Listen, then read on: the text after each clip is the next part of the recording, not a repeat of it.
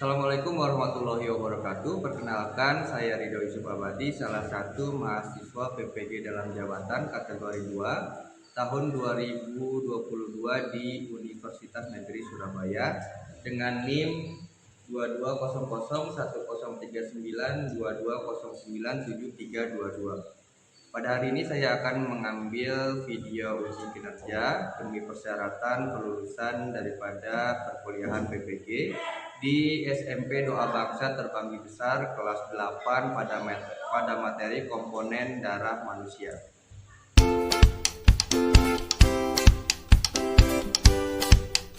Bismillahirrahmanirrahim. Assalamualaikum warahmatullahi wabarakatuh. Waalaikumsalam warahmatullahi wabarakatuh. Selamat pagi.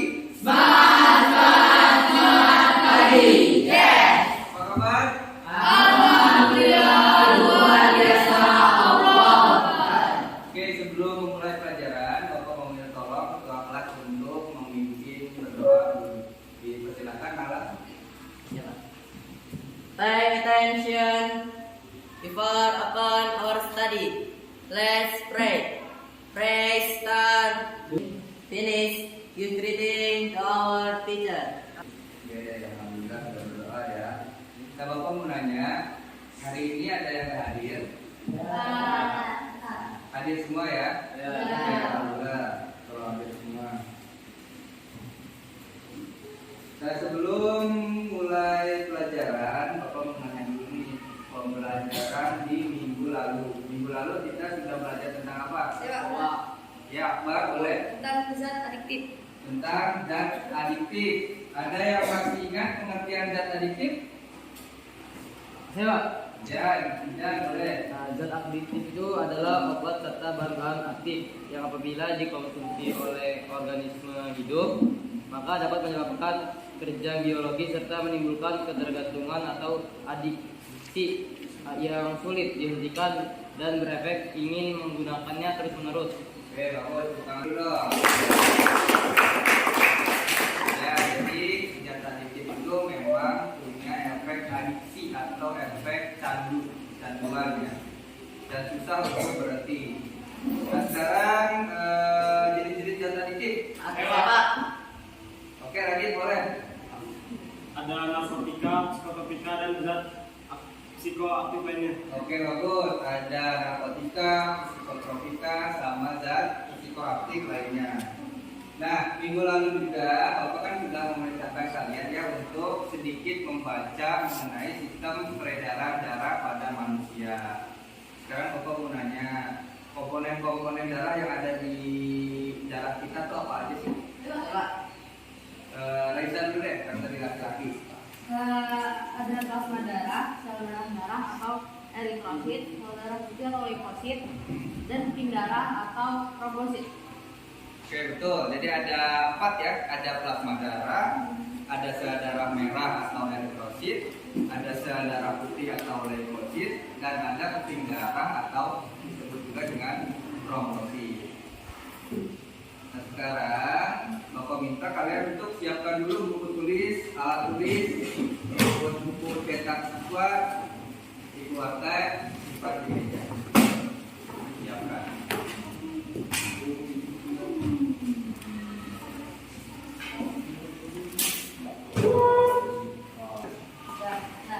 Sekarang fokus ke papan tulis, ke LCD, ke proyektor ya, atau PT. Nah, di sini pada hari ini kita itu akan membahas tentang sistem peredaran darah pada manusia, tapi lebih khusus itu mengkhususkan ke materi komponen darah manusia, dan nanti di sana lebih mendalam lagi itu membahas tentang pembekuan darah. Pembekuan darah itu terjadi saat kalian terluka. Nah, bisa kalian lihat di sini. Lihat nih, ada contoh anak yang terjatuh dari sepeda kemudian terluka. Dan satu lagi ada gambar yang kedua, yaitu ada yang terkena pisau. Nah, di sana kan berdarah tuh, ya kan, darahnya mengalir. Atau misalkan nih bapak luka jatuh dari motor, ini asalnya darahnya ngalir ke sini. Tapi lama-lama darah itu beku, lama-lama darah itu mengering. kering menghitam, kemudian lama-lama kan mengelupas ya, dan itu sembuh kayak kulit biasa. Nah itu ada prosesnya. Nah, jadi diharapkan setelah melihat gambar ini kalian jadi lebih termotivasi untuk mengetahui proses pembekuan pada luka darah manusia. Nah sebelum itu Bapak mau menyampaikan dulu tujuan pembelajaran pada hari ini. Yang pertama, itu nanti diharapkan kalian mampu menjelaskan dengan benar tentang komponen penyusun darah manusia. Yang kedua, kalian diharapkan mampu menjelaskan dengan tepat proses pembekuan darah pada luka manusia. Kemudian yang ketiga, itu nanti diharapkan kalian dapat menemukan kondisi yang tepat untuk menjaga fungsi komponen darah manusia supaya tetap dengan normal. Kemudian yang keempat, itu nanti diharapkan kalian dapat membuat laporan diskusi secara rinci dan benar untuk dipresentasikan. Sampai sini ada yang mau ditanyakan dulu? Tidak ada, jelas ya tujuannya ya. Oke, selanjutnya ada lingkup pembelajaran. Nah nanti seperti biasa Bapak akan melakukan penilaian. Itu ada penilaian pengetahuan. Nanti di akhir soal-soal evaluasi ya. Dari soal. Kemudian ada penilaian sikap. Nah ini nanti diambil saat kalian melakukan diskusi kelompok tentang LKPD. Kemudian yang ketiga itu ada penilaian keterampilan. Itu nanti dinilainya saat kalian melakukan presentasi dan tanya jawab. Dan kemudian ada manfaat pembelajaran. Nanti diharapkan setelah pembelajaran ini wawasan kalian akan bertambah sekitar komponen darah manusia dan kemudian dari pesannya itu ada orientasi masalah, diskusi LKPD, presentasi dan ada pengambilan kesimpulan. Nah, sekarang sebelum kita ke kegiatan inti ya, di sini Bapak sudah membagi kalian menjadi 4 kelompok. Kelompok 1, kelompok 2, kelompok 3 dan kelompok 4. Sekarang silakan bangkunya disusun sesuai kelompoknya masing-masing. Kelompok 1 paling depan di situ ya. Jadi kelompok 2, kelompok 3, kelompok 4 di sana. Oke, silakan. Oke, sudah ya. Nah, sekarang Bapak akan membagikan LKPD dan juga bahan ajar untuk referensi kalian mengerjakan soal-soal yang ada di LKPD. Nah, selain itu kalian juga boleh menggunakan smartphone kalian buat nyari informasi tambahan. Jadi nggak apa-apa dikeluarkan.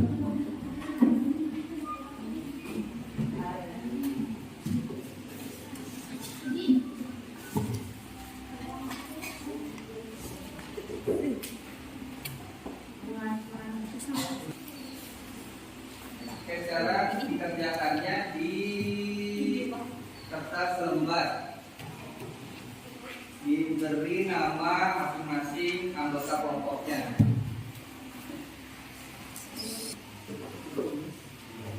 Sekarang kita fokus dulu ke layar di depan. Di sini Bapak mau menunjukkan video tentang macam-macam sel darah pada manusia. Jadi disimak baik-baik ya. Nanti diharapkan setelah kalian menonton video itu akan timbul pertanyaan dari kalian.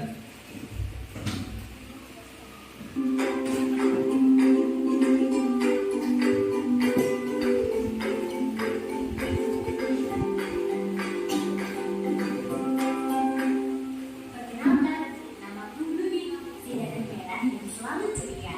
Aku akan membawa kamu menjelajah sungai kehidupan tempat tinggalku. Apa sih sungai kehidupan itu? Kalau penasaran, ayo ikut denganku. Sekarang kita sedang berada di tubuh manusia. Di dalam tubuh manusia terdapat sungai kehidupan. Namanya peredaran darah. Aku tinggal di sana bersama teman-temanku. Aku tersusun oleh plasma darah dan elemen seluler. Plasma itu cairan yang mengandung zat-zat terlarut seperti air, garam, dan protein. Sedangkan elemen seluler tersusun atas plasma darah. Oke, kita lihat elemen seluler yang ada di sini yuk. Lihat yang sedang bergerombol itu. panjangnya eritrosit, si sel darah merah yang menyusun tubuh. Warna merah ini dari hemoglobin. Itulah suatu protein yang mengandung unsur besi. Ini paling banyak menyusun angku loh. Iya, setiap 1 mm kubik atau sekitar 1 tetes terdapat 4-5 juta sel darah merah. Kalau tubuhmu kekurangan si eri, kamu akan mengalami anemia.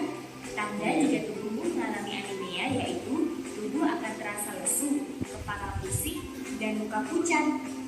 Loh, mereka mau kemana ya? Ayo ikuti mereka. Kita sekarang berada di dalam paru-paru. Di sini si eri akan mendapatkan oksigen. Kita sekarang sedang berada di jaringan tubuh. Eri melepaskan oksigen yang dia bawa tadi ke sel-sel tubuh. Sel-sel tubuh sangat gembira setelah mendapatkan oksigen dari eri. Sel tubuh kemudian melepaskan sisa makanannya, yaitu karbon dioksida, dan dibawa oleh eri. Eri melanjutkan perjalanannya kembali ke paru-paru. Di sini eri melepaskan karbon dioksida yang nantinya akan dikeluarkan oleh tubuh. Apa itu di sana? Seperti ada suara yang sedang bertengkar. Mari kita lihat. Oh, lihat. Itu si Leo. Nama panjangnya leukosit atau sel darah putih. Mereka sedang bertugas melawan kuman atau penyakit yang masuk ke dalam tubuh. Mereka menyusun tubuh. Jumlah Leo terbagi kedua setelah eri, yaitu sekitar 8.000 sel. Wow, banyak sekali jenis sel darah putih itu. Aku rasa mereka berbeda satu dengan yang lainnya. Ayo kita lihat lebih jeli lagi. Yang sedang melawan kuman penyebab infeksi cacing itu siapa ya? Ternyata itu EO atau eosinofil. Dia jenis sel darah putih yang mengandung granula berwarna merah. Kalau yang melawan kuman penyebab alergi itu basofil. Dia jenis sel darah putih yang mengandung granula berwarna biru. Nah, kalau itu apa ya? Dia sedang menyerang patogen. Oh iya, dia neutrofil yang berfungsi sebagai fagosit. Wah, ternyata banyak sekali jenis sel darah putih di dalam tubuh manusia ya. Mereka sudah memiliki tugasnya masing-masing. Tapi, jika jumlah sel darah putih menjadi lebih banyak dan ganas, itu akan menyebabkan penyakit yang bernama leukemia. Itu sangat mengerikan. Sel darah putihmu akan memakan sel darah merah. Mari kita lihat sel yang menyusunku lagi. Nah, itu dia. Kalau yang berbentuk seperti bintang itu namanya trom. Nama panjangnya trombosit atau putih darah. Trom ini menyusunku sekitar 200.000 sampai 400.000 sel per 1 mm kubik darah. Mereka bertugas melakukan pembukaan darah. Aduh, ada apa ini? Kenapa ada guncangan besar sekali? Ternyata manusia ini jatuh dari sepedanya. Waktunya trom beraksi. Lihat, saat ada bagian tubuh terluka, trom akan pecah karena bersentuhan dengan permukaan dasar dari pembuluh darah yang luka. Tenang, si trom ini punya senjata ampuh loh. Di dalam trom terdapat enzim trombokinase atau tromboplastin. Enzim itu akan mengubah protrombin menjadi trombin. Wah, mereka selalu kumpul membentuk benang-benang pipi dari trombin tadi untuk menutup luka. Syukurlah darah sudah tidak keluar lagi dari manusia ini. Oke, sekian dulu perjalanan menyusuri sungai Pakidapu ini ya. Aku akan kembali bertugas. Sampai jumpa di perjalanan lainnya.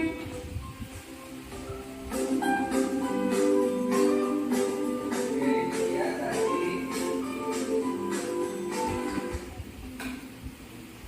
video tentang macam-macam sel darah pada manusia. Dan di sana juga tadi dijelaskan sedikit fungsinya ya, sama jenis-jenis dari komponen darah yang ada pada manusia. Nah, setelah kalian menonton video tadi, apakah ada yang ingin mengajukan pertanyaan? Silakan. Ya, Pak, boleh. Apa aja komponen yang ada pada manusia? Komponen yang ada pada darah manusia kali. Ya, Oh, darah ya. manusia. Apa saja komponen yang ada pada darah manusia? Oke, langsung dulu. Pertanyaan kedua. Ya, Nayara boleh. Bagaimana cara kita mengetahui ciri-ciri dari komponen komponen darat. Oke, bagaimana cara kita mengetahui ciri-ciri dari komponen-komponen penyusun darah ya? Ada lagi? Boleh nggak? Bagaimana proses pembekuan darah pada luka manusia, Pak? Oke, bagaimana proses pembekuan luka darah pada manusia? Tadi sudah sedikit disinggung di video ya. Itu salah satu yang berperan penting adalah trombosit. Nah, ketiga pertanyaan itu ditampung dulu. Karena setelah kalian mengerjakan LKPD, ketiga pertanyaan itu akan terjawab dengan sendirinya. Sekarang silakan kalian diskusikan untuk menjawab pertanyaan-pertanyaan yang ada pada lembar kerja siswa kalian. Nah ya, ini dikerjain di sini aja, kan di sini keterangan gambar. Jadi yang plasma darah gambar mana, darah merah gambar mana, jadi saja gambar D, misalnya gambar B. Ya, kalau cukup di situ boleh. Silakan diskusi. Kalau ada yang bingung, silakan tanyakan langsung. Apa?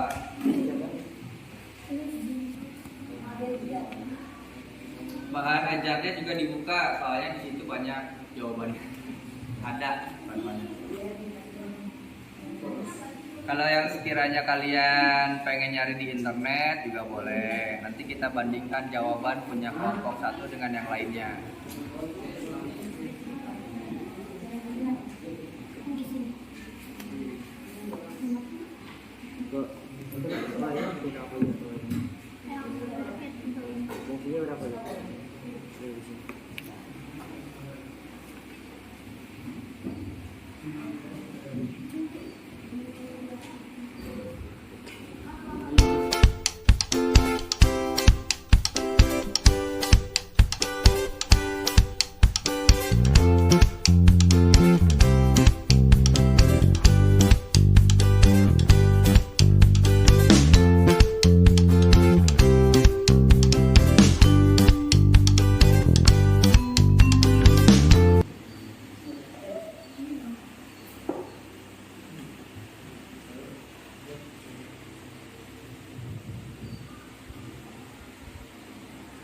Sambil kalian diskusi, Bapak lakukan penilaian sikap ya.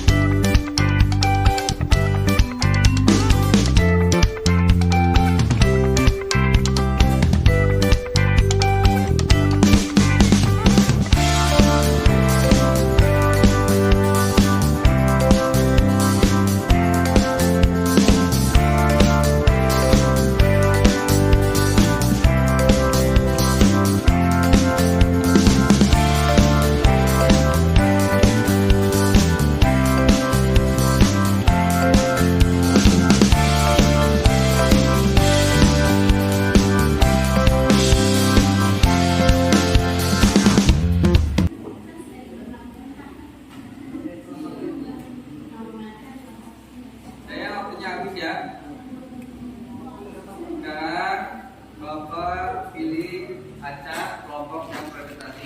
Ini dianya ya. Yang jatuh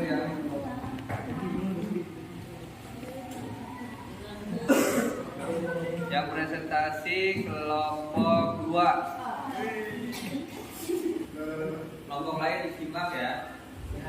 Assalamualaikum warahmatullahi wabarakatuh.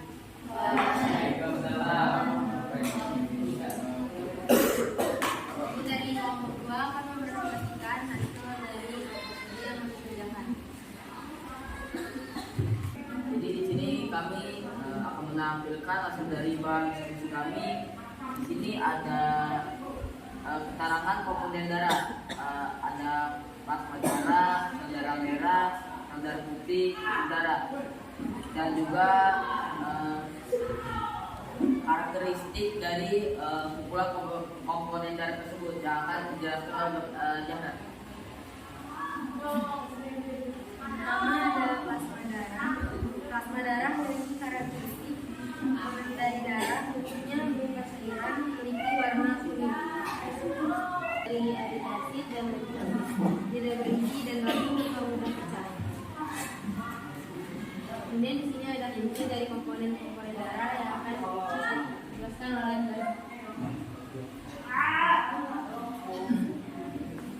Fungsi komponen darah. Yang pertama, plasma darah membantu menjaga suhu tubuh dengan cara menyerap dan melepaskan panas sesuai kebutuhan, menjaga keseimbangan cairan tubuh dan lain-lain. Yang kedua, eritrosit. Fungsinya mengangkut hemoglobin dan mengangkut oksigen dari paru-paru ke jaringan. Proses pembukaan darah diawali dengan keping darah yang menyentuh permukaan muka. Kemudian keping darah tersebut akan pecah. Darah tersebut akan mengeluarkan enzim trombokinase atau tromboplastin. Jadi kesimpulan yang bisa kami ambil dari diskusi yang kami lakukan adalah ternyata dalam tubuh manusia banyak sekali komponen darah. Mungkin komponen darah ada lebih dari 4. Cuman di sini yang dijelaskan hanya 4. Dan juga kami bisa mengetahui ciri-ciri atau karakteristik dari sel darah tersebut. Juga mengetahui cara melindungi komponen darah agar tubuh kita selalu sehat. Ya mungkin itu kesimpulan yang bisa kami ambil dari diskusi yang bisa kami lakukan. Kami akhiri. Assalamualaikum warahmatullahi wabarakatuh. Waalaikumsalam. Oke, sekarang pemilihan kelompok. Satu kelompok, satu pertanyaan buat kelompok 2. Dari kelompok 1. Tadi boleh diulang komposisi plasma itu ada apa aja? Kelompok, iya, pertanyaannya. Ya, Sebutkan fungsi dari sel darah merah dalam darah manusia. ya. Kelompok 4, apa itu fibrin? Oke, kelompok 4, apa itu fibrin? Yang pertanyaannya itu apa itu fibrin?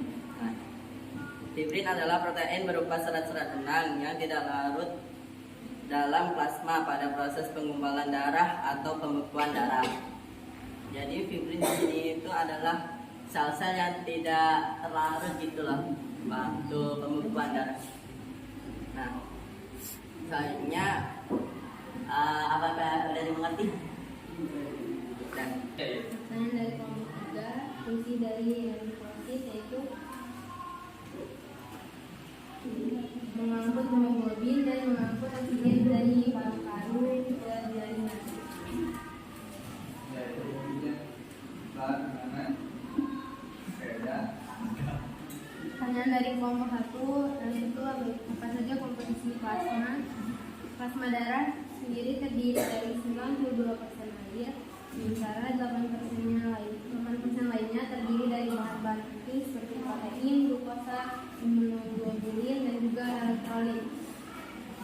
Cukup, Raisa? Oke, kalau cukup, kelompok 2 boleh diminta lagi. dari kami. Assalamualaikum warahmatullahi wabarakatuh. Waalaikumsalam warahmatullahi wabarakatuh.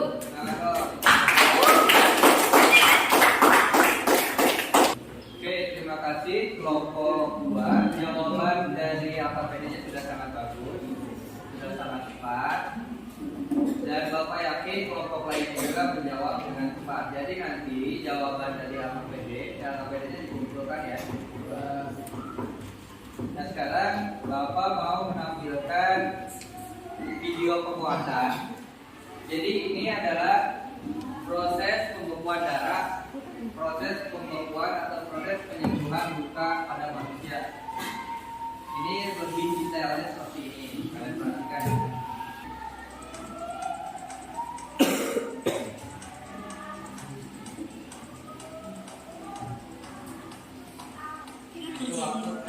Trombosit akan pecah dan mengeluarkan enzim trombokinase atau tromboplastin. Perubahan protrombin yang belum aktif menjadi trombin yang aktif dipercepat oleh adanya ion kalsium.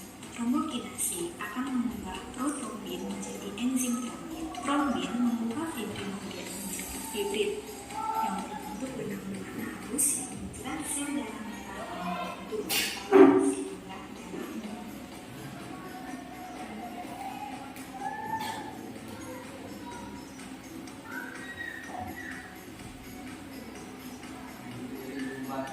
proses peradangan atau inflamasi. Pada proses penyembuhan luka selanjutnya, gumpalan darah akan mengeluarkan suatu zat kimia yang akan menyebabkan peradangan. Sehingga tidak heran saat darah mulai berhenti, di sekitar luka Anda akan terlihat pembengkakan dan kemerahan. Inilah yang disebut sebagai fase inflamasi. Saat hal ini terjadi, sel darah putih akan menuju ke area luka. Lalu, sel darah putih akan melewati bakteri dan kuman dari area tersebut agar kita tidak mengalami infeksi. Sel darah putih juga akan memproduksi suatu zat kimia yang dinamakan growth factor. Zat ini berfungsi untuk membantu memperbaiki jaringan yang rusak. Ketiga, proses pembangunan jaringan baru. Sel darah merah yang kaya akan oksigen datang ke area tersebut untuk membangun jaringan baru yang disebut dengan jaringan parut. Tahap inilah yang disebut sebagai fase proliferasi. Oksigen yang dibawa oleh sel darah merah juga akan membantu pembentukan jaringan yang baru. Tubuh juga akan mulai memproduksi kolagen yang berperan sebagai penyangga untuk jaringan yang sedang diperbaiki. Proses ini akan membuat bekas luka yang awalnya terlihat berwarna kemerahan, lalu lama-kelamaan akan memudar. Proses penguatan jaringan. Proses penyembuhan luka yang terakhir atau fase maturasi adalah untuk menguatkan jaringan yang baru terbentuk. Anda mungkin pernah melihat bekas luka terlihat seperti kulit yang ditarik melebar. Itu adalah salah satu usaha tubuh agar jaringan kulit yang baru benar-benar kuat di tempatnya. Jadi itu proses penyembuhan luka pada manusia. Nah, jelas kan videonya ya. Nah, jadi yang dijawab oleh kelompok 2 tadi sudah benar. Itu ada proses penyembuhan pada manusia dimulai dengan pecahnya trombosit, ya kan. Selanjutnya pada tahap akhir akan ada penguatan jaringan atau maturasi tadi. Saat luka kalian menjadi menghitam, itulah proses maturasi. Lama kelamaan makin menghitam kan makin keras, terus lama-lama mengelupas, terus lama-lama kulit kalian kembali seperti semula walaupun masih ada bekasnya. Nah, tadi juga pertanyaan dari kelompok 4 dari Rizky itu mengenai fibrin. Jadi fibrin itu seperti yang sudah dijelaskan oleh Ibu tadi, itu benang-benang halus untuk menjaring di luka itu supaya dapat menutup dan mengeras nantinya. Nah, kemudian juga tadi sudah dibahas tentang cara supaya menjaga darah kalian agar tetap berfungsi dengan normal ya. Dari kelompok 2 tadi sudah dijelaskan dengan baik upaya-upayanya apa saja. Kemudian juga ada tindakan pertama saat kalian mengalami luka, itu bisa kalian bersihkan dulu lukanya dengan air bersih. Kemudian yang umum juga setelah itu dibersihkan dengan sabun ya kalau bisa ya, karena kan habis jatuh itu biasanya juga ada tanah atau kotoran yang menempel pada luka. Itu kalau bisa dibersihkan dulu pakai sabun, walaupun agak pedih nggak apa-apa. Setelah itu kalian bisa menggunakan alkohol. Kemudian setelah menggunakan alkohol, kalian bisa menggunakan obat merah. Nah, setelah itu nanti secara alamiah luka kalian akan mengalami penyembuhan dengan sendirinya. Tapi tentunya itu tadi harus didukung dengan upaya menjaga agar fungsi darah kalian tetap normal tadi, dengan banyak upaya yang sudah disebutkan oleh kelompok 2 tadi ya. Nah, sampai di sini masih ada yang bingung atau ingin ditanyakan? Oh, tidak ada. Oke, kalau tidak ada, nah di sini Bapak akan membacakan kesimpulan dari pembelajaran hari ini. Pembacaan kesimpulan yang dibacakan oleh kelompok 2 juga sudah tepat ya. Nah, di sini kesimpulannya itu darah merupakan cairan tubuh yang terbentuk dari jaringan hidup mengalir ke seluruh bagian tubuh melalui kumpulan jaringan pembuluh darah. Nah, darah ini memiliki fungsi penting bagi kesehatan manusia. Salah satunya memasok zat-zat penting ke seluruh tubuh seperti hormon, oksigen, dan gula. Nah, selain itu, darah juga berperan dalam membuang limbah dari tubuh. Namun, perlu diketahui bahwa darah terdiri dari kombinasi beberapa komponen. Itu ada plasma darah, eritrosit, leukosit, dan trombosit seperti yang sudah tadi dijelaskan, dengan masing-masing peran yang berbeda. Nah, kemudian trombosit itu sangat berperan penting dalam pengumpulan darah pada luka manusia. Jadi kondisi darah harus dijaga dengan pola hidup sehat agar fungsinya tetap normal. Nah, jadi itu kesimpulannya. Sekarang Bapak minta kalian siapkan buku tulis untuk mengerjakan soal-soal evaluasi. Ini ada 5 soal ya. Siap semua? Soal nomor 1.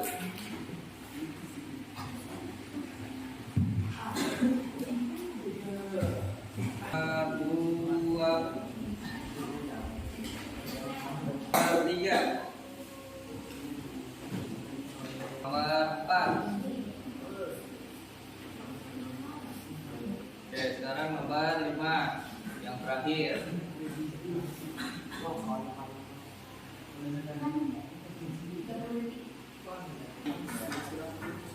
Nah, jawabannya nanti dikumpulkan bersama dengan KPD-nya ya.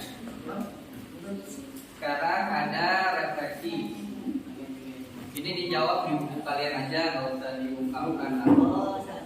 Bagaimana perasaan kalian dalam mengikuti pembelajaran hari ini? Kemudian apa saja yang sudah kalian pelajari?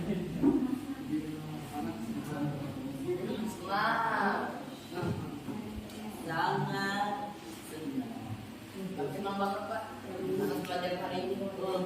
Terima kasih atas ilmu yang diberikan kepada kami sehingga kami akan jadi orang sukses. Amin. Oke, udah ya. Nah, selanjutnya ada tugas rumah. Ini nanti silakan kalian kerjakan soal-soal yang ada di buku siswa halaman 285 bagian B. Jangan lupa dikerjakan. Oke, berarti pembelajaran pada hari ini sudah cukup ya, sudah berakhir. Sekarang Bapak minta tolong kedua kelas untuk menutup pembelajaran.